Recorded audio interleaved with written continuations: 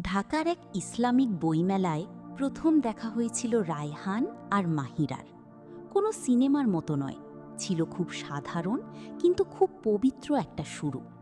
Excuse me, এই বইটা কি আপনি নিচ্ছেন? জি না, আপনি নিতে পারেন। জাজাকাল্লা খাইর। ওয়াইয়া কি? মাত্র কয়েক সেকেন্ডের কথা, কিন্তু দুজনের মনেই অদ্ভুত একটা প্রশান্তি জন্ম নিল। কয়েক সপ্তাহ পরে আবার দেখা হলো একটি ইসলামিক সেমিনারে। আপনি ওই বইমেলার, তাই না? জি, আপনাকেও চিনতে পেরেছি। আসলে ভালো লাগলো আবার দেখে। আলহামদুলিল্লাহ। কথা খুব কম হতো, কিন্তু দুজনই বুঝতে পারছিল এটা শুধু ভালো লাগা না, এর মধ্যে সম্মান আছে, দিনের প্রতি টান আছে। আমি ওর প্রতি দুর্বল হয়ে যাচ্ছি, কিন্তু হারাম কিছু করতে চাই না। তাহলে হালাল পথেই এগো। যদি সত্যি ভালোবাসো, আল্লাহর সন্তুষ্টির জন্য অপেক্ষা করো। সেদিন রাতেই তাহাজ্জুদের সিজদায় কেঁদেছিল রায়হান। ইয়া আল্লাহ, যদি মাহিরা আমার জন্য ভালো হয়, তাহলে তাকে হালালভাবে আমার জীবনে এনে দিন। কেন জানি ছেলেটাকে সম্মান করতে ইচ্ছে হয়, ওর চোখে অন্যরকম শান্তি আছে। তুই কি ওকে পছন্দ করিস?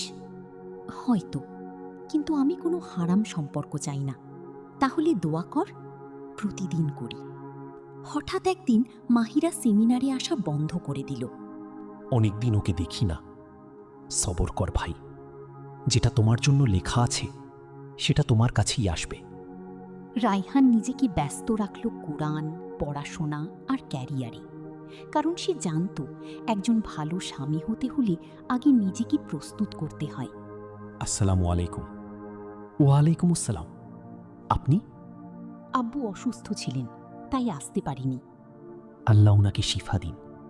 আমিন। আজ দুজনের চোখেই ছিল লজ্জা আর এক অদ্ভুত প্রশান্তি। অনেক ইস্তিখারা আর দোয়ার পর রায়হান সিদ্ধান্ত নিল, আমি সরাসরি আপনার বাবার সাথে কথা বলতে চাই, যদি আপনি সম্মতি দেন। আমি আল্লাহর উপর ভরসা করি। সেদিন কোনো প্রেমের ডায়লগ ছিল না, ছিল শুধু সম্মান, লজ্জা আর হালাল ভালোবাসার সৌন্দর্য। কয়েক মাস পরে একটি ছোট্ট মসজিদে তাদের নিকাহ সম্পন্ন হলো। কবুল। আলহামদুলিল্লাহ, কবুল। কবুল। ভালোবাসা তখনই সবচেয়ে সুন্দর হয় যখন সেটা আল্লাহর সন্তুষ্টির জন্য হয়।